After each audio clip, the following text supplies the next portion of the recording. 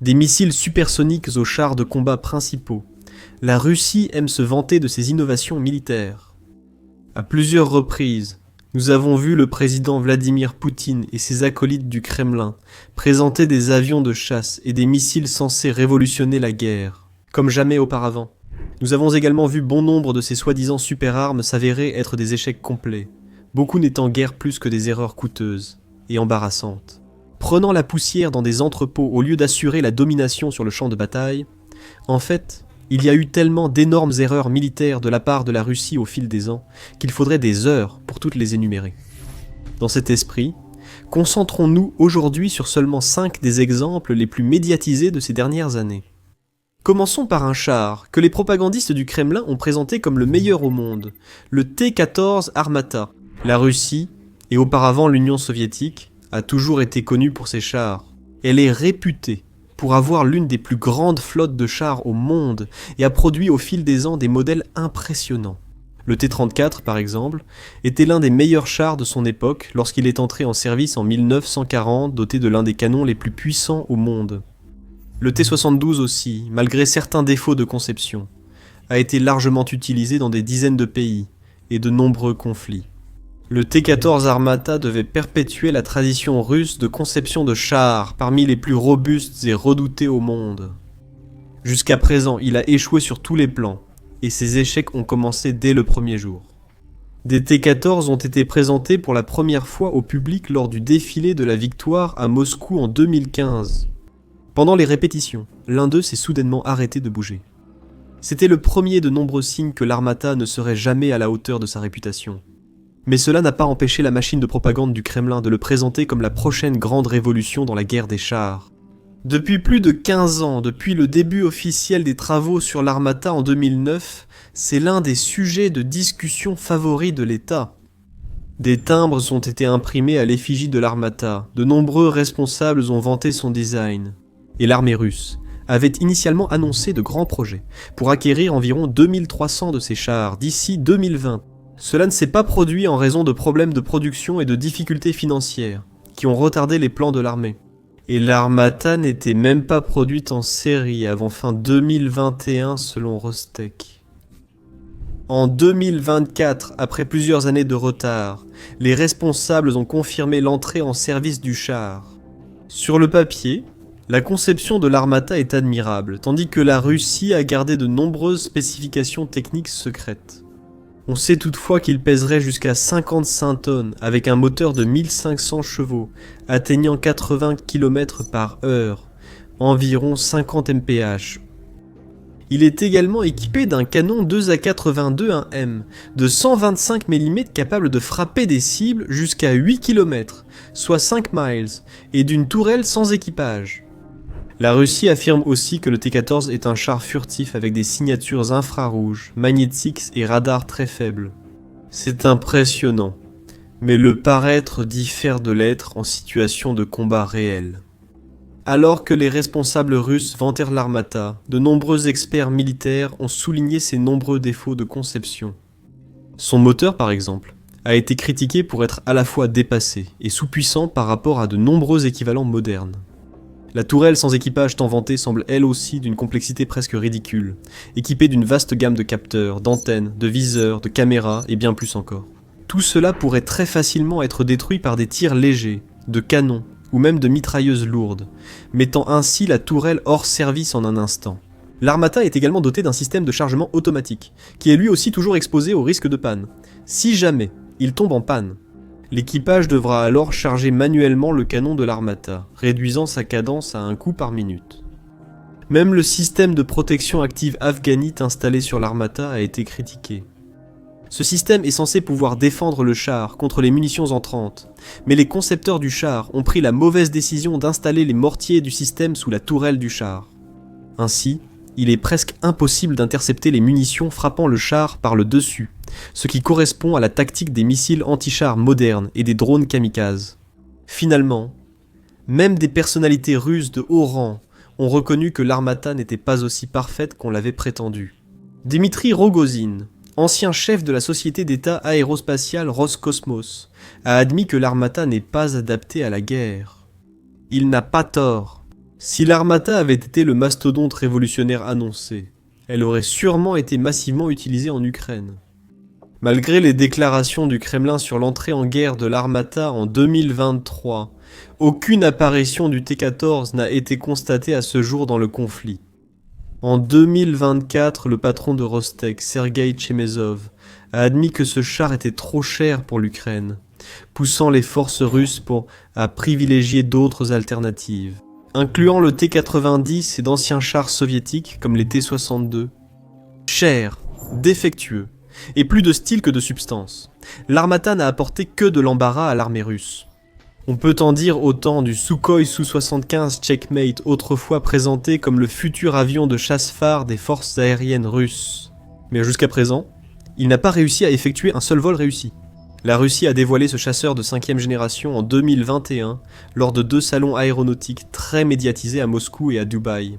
Lors des 2 occasions, le chasseur exposé n'était guère plus qu'une maquette, un modèle non opérationnel sans aucune valeur militaire réelle.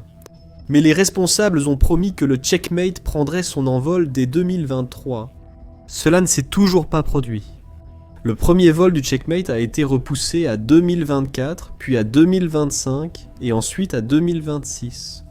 La situation est d'autant plus embarrassante pour la Russie qu'elle aurait investi 30 millions dans la première campagne marketing de ce chasseur sophistiqué, la plus chère jamais menée par son armée. Cela incluait des teasers pour le buzz, des vidéos futuristes et un parfum inspiré de l'appareil avec des échantillons de l'habitacle d'un chasseur de 5e génération, des alliages métalliques, du verre et du cuir combinés à des notes vives de genièvre, de patchouli et de mousse de chêne. À ce jour, ces parfums inspirés du Su-75 ont montré plus de puissance que le chasseur lui-même, avec le pilote d'essai Sergei Bogdan qui a récemment appelé à une intervention divine. Simplement pour faire décoller le Checkmate, avec l'aide de Dieu, le premier vol du Su-75 devrait avoir lieu bientôt. Comme le T-14 et Armata, il affiche des spécifications techniques impressionnantes sur le papier. S'il voit réellement le jour, il est censé être un chasseur monomoteur polyvalent avec des soutes à armements internes et une conception optimisée pour la furtivité. Sukhoi, le fabricant, affirme qu'il pourra voler à 2 fois la vitesse du son. Il pourra transporter jusqu'à 74 tonnes d'armement et parcourir jusqu'à 1800 miles, soit 3000 km, avec un seul plein de carburant. Il doit concurrencer des appareils comme le FC-31 chinois et le F-35 américain considéré comme le meilleur chasseur multirôle actuel. Les responsables affirment également que le Checkmate sera équipé de systèmes de guerre électroniques de pointe. Il serait, paraît-il, un démon du combat rapproché, même face aux meilleurs chasseurs de 5e génération comme le F-35 et le F-22. Il y a juste un problème avec ça.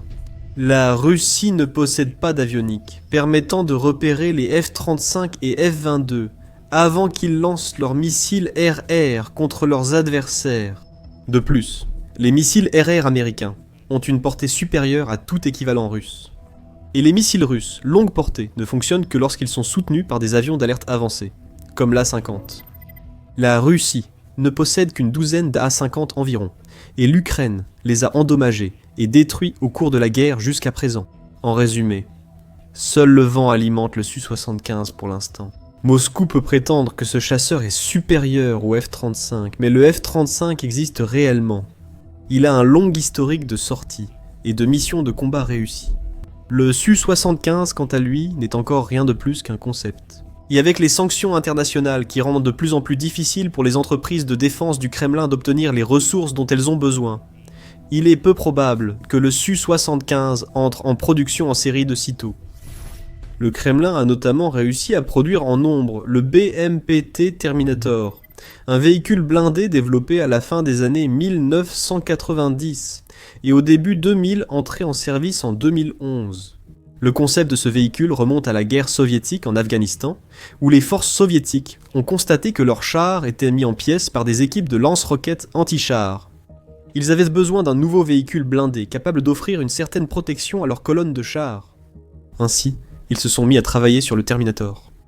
Le résultat est une bête de 53 tonnes avec des couches épaisses de blindage et suffisamment de puissance de feu pour affronter des cibles légères. Véhicules blindés, infanterie, véhicules de combat, chars et même des hélicoptères ennemis aussi, grâce à ses 2 canons de 30 mètres, sa mitrailleuse lourde et ses missiles anti-chars, Taka-T. Pas mal en théorie. En réalité, le Terminator n'a pas été à la hauteur de son nom. Malgré son entrée en service en 2011, il a découvert le combat en mai 2022, quand les 90e divisions blindées et 76e division d'assaut aérien russes ont introduit le Terminator dans la région de Donetsk, Ukraine. Quelques minutes après avoir franchi une crête pour tirer sur une autoroute voisine, les BMP sont dû battre en retraite face à l'artillerie ukrainienne qui menaçait de les anéantir. Parce que, une fois de plus, dans un thème de plus en plus familier avec tant de ces véhicules russes, le Terminator s'est révélé présenter plusieurs défauts de conception graves. Le plus important, c'est son blindage. Il utilise un châssis de T-72 qui offre des défenses relativement solides contre les mines et les éclats d'obus, mais présente une faiblesse évidente. Ses tourelles, drones, missiles et autres peuvent cibler les tourelles du véhicule et neutraliser des systèmes essentiels. Ils n'ont même pas besoin d'armes lourdes pour réussir. Les experts ont constaté que même des armes légères peuvent neutraliser les Terminators en visant les points faibles des tourelles. Grâce à cela, il n'est pas surprenant que, moins d'un an après son déploiement initial, le Terminator ait subi sa première grande perte, l'un d'eux ayant été détruit par l'Ukraine début 2023. Depuis, des analystes du renseignement en sources ouvertes comme Oryx ont recensé de nombreux cas de Terminator endommagés ou détruits. Cela, malgré le fait que la Russie n'aurait construit que 33 de ces véhicules au départ, et qu'elle ose rarement les utiliser en Ukraine. Malgré des résultats supérieurs à l'Armata et au Su-75, le Terminator est aussi un échec. Il coûte trop cher à fabriquer. Il est inutilement complexe, et il n'est pas aussi robuste qu'il en a l'air, pouvant être détruit par une seule frappe de drone stratégique, mais la Russie n'y a pas renoncé. En 2025, l'armée du pays aurait reçu un nouveau lot de Terminator avec une protection supplémentaire, y compris l'ajout de modules de blindage réactifs. De nouvelles vidéos ont été publiées pour promouvoir la robustesse accrue du véhicule. Malheureusement pour la Russie, ces vidéos révèlent aussi de nouveaux défauts de conception. Les spectateurs attentifs ont vite remarqué les fortes vibrations des deux canons 2A42 de 30 mm lors des tirs. L'expert en développement de chars Andriy Tarasenko a déclaré « Cette machine effraie l'ennemi avec ses canons tremblants et ses promesses pompeuses et vaines. Le BMPT n'a pas combattu depuis plus d'un an, tout comme le seul T-72B3M, doté du système Arena. Il paraît trop occupé, surtout à tourner des films. Les soi-disant super-armes russes déçoivent non seulement sur terre et dans les airs, mais aussi en mer. Le pays a aussi connu de nombreux échecs, dont le navire de patrouille. Projet 2260. La construction du premier navire a débuté en 2014. 5 autres ont suivi pour un total de 6, dont l'un est encore en construction. Parmi les 5 qui ont été lancés entre 2017 et 2024, l'un d'eux, le Sergueï Kotov, a déjà été détruit. Les forces ukrainiennes l'ont coulé le 5 mars 2024. Avec l'aide des drones navals Magura V5, un hélicoptère K-29 qui se trouvait à bord du navire à ce moment-là, a également été détruit. La Russie n'imaginait pas ce projet aboutir ainsi. Le projet 2260 devait être un ajout audacieux et innovant à la flotte navale russe. Il devait remplir toutes les fonctions d'un navire de patrouille moderne, notamment chasser et détecter les sous-marins ennemis, engager des navires de classe similaire ou inférieure, mener des frappes contre des cibles terrestres ou maritimes, soutenir d'autres unités et fournir une défense aérienne lorsque cela est nécessaire également. Mais il en est incapable. Malgré son déplacement de 1700 tonnes et sa longueur de plus de 94 mètres, il possède presque aucune capacité offensive, n'emportant qu'un seul canon de 76 mm et quelques mitrailleuses simples, en plus d'un système de défense aérienne portatif, missile anti-aérien portatif avec opérateur. Initialement, les ingénieurs russes voulaient doter le navire de systèmes modulaires, tels que des blocs d'armement installables ou retirables selon les missions. Cette idée est née aux États-Unis il y a plus de 10 ans, lorsque la marine a envisagé des navires de combat littoraux modulaires. Mais ils ont vite vu que cette idée marchait mieux en théorie qu'en pratique. Ces navires coûtaient très cher et nécessitaient des semaines pour changer de module.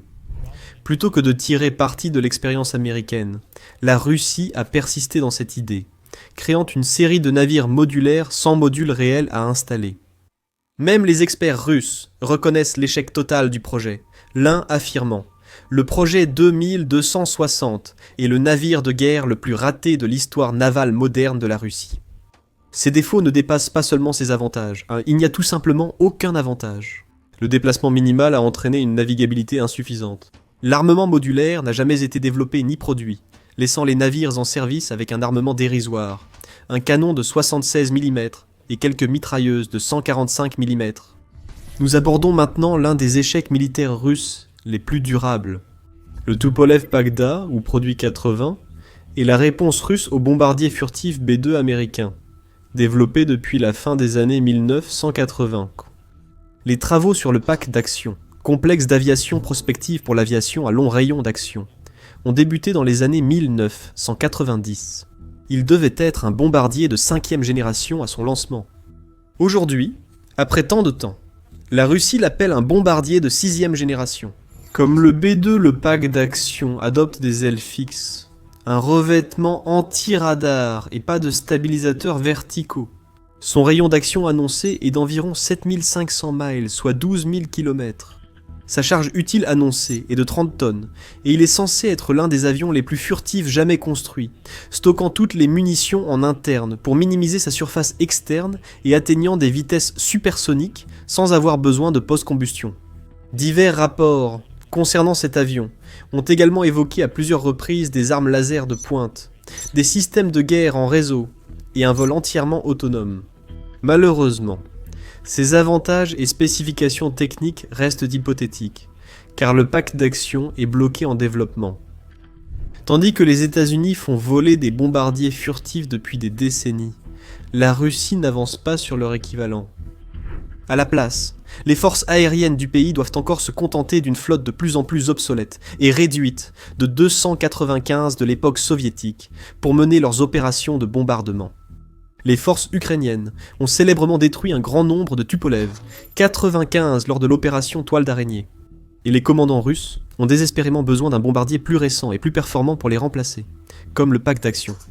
Mais ils n'obtiendront pas ce qu'ils veulent. Même si plusieurs usines travaillent d'arrache-pied sur ce projet depuis plusieurs années maintenant, y compris l'usine d'aviation de Kazan, la société aéronautique Bereev et l'usine d'aviation de Novosibirsk. Aucune d'entre elles n'a démontré qu'elle était proche de l'achèvement. En attendant, pour ajouter une humiliation supplémentaire à la Russie, l'Amérique est déjà passée à son bombardier de nouvelle génération, le B-21 Raider. De plus, étant donné que la Russie fait face à des sanctions de plus en plus strictes et étendues concernant les produits qu'elle est autorisée à importer, comme l'électronique, les équipements d'usinage et d'autres matériaux pour l'industrie de la défense, il est hautement improbable que le projet Pagda fasse des progrès notables, à moins que la guerre ne prenne fin, et que les sanctions ne soient éventuellement assouplies dans un avenir prévisible. Comme tant d'autres projets ratés de la Russie, le pacte d'action restera dans les limbes et les forces armées du pays continueront d'être coincées, avec des équipements faibles, usés et rouillés en Ukraine. Pendant ce temps, les forces ukrainiennes deviennent chaque jour plus fortes grâce à leurs innovations nationales bien plus réussies, comme les drones maritimes Magura mentionnés précédemment, et les missiles Longue Neptune, ainsi qu'aux aides décisives de leurs alliés du monde entier. L'armée de Kiev est toujours à l'affût des armes expérimentales top secrètes de la Russie, et elle les recherche activement pour les détruire. Vous pouvez en apprendre davantage à ce sujet dans cette vidéo, qui montre comment les forces ukrainiennes ont récemment détruit l'un des avions expérimentaux de Poutine, la plateforme laser aéroportée A-60. Et enfin, assurez-vous de vous abonner à notre chaîne et d'activer les notifications dès aujourd'hui pour continuer à profiter d'analyses encore plus approfondies, de décryptages détaillés et de reportages sur l'actualité militaire en provenance de Russie, d'Ukraine et d'ailleurs.